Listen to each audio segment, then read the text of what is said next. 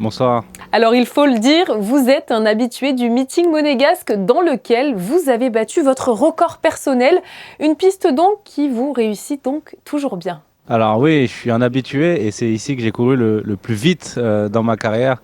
Le record de France date de 2014, hein, ça fait un petit moment, mais pour le coup c'est toujours un plaisir de venir courir à Monaco. Vous faites d'ailleurs souvent votre season best au Stade Louis II, c'est-à-dire votre meilleur temps de la saison. C'est ce que vous allez encore essayer d'aller chercher, je pense, pour cette nouvelle édition.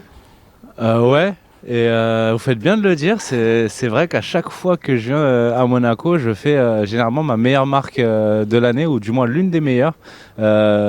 Demain ne fera pas exception, j'ai vraiment envie de courir vite, j'ai quand même de l'ambition. Et moi je pense que ça peut accélérer cette année à Monaco. Alors quels sont les petits réglages à effectuer avant ce genre de course, de compétition? Perdre le moins d'énergie possible dans le franchissement des haies? Comment ça se passe là pour vous ces derniers jours?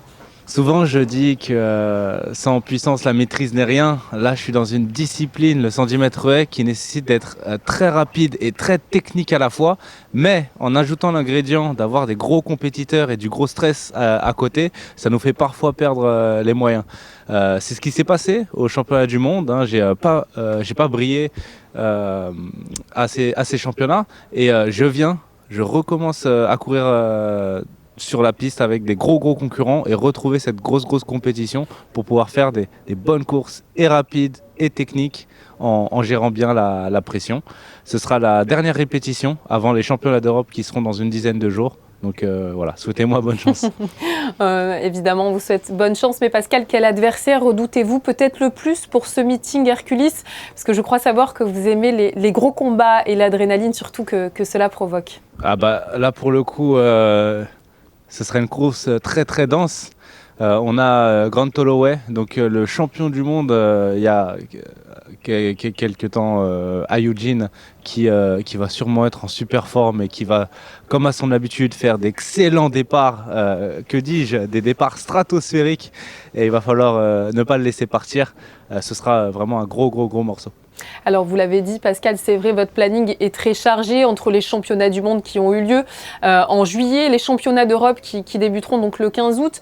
Comment on gère des échéances rapprochées aussi importantes? J'ai une préparation qui est un petit peu décalée par rapport à la concurrence, parce que généralement on s'entraîne très dur, on va dire tout ce qui est mois d'avril, et on commence les compétitions mi-juin, fin juin.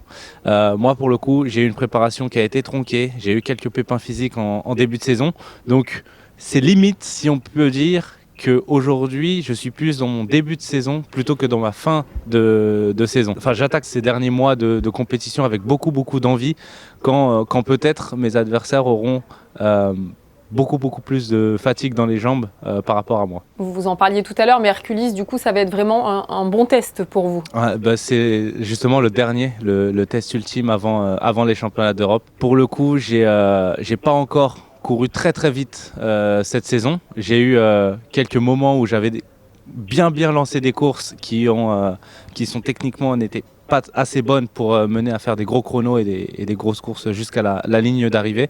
Mais maintenant, ce sera cette dernière occasion où faudra foncer et ne rien lâcher jusqu'à la ligne.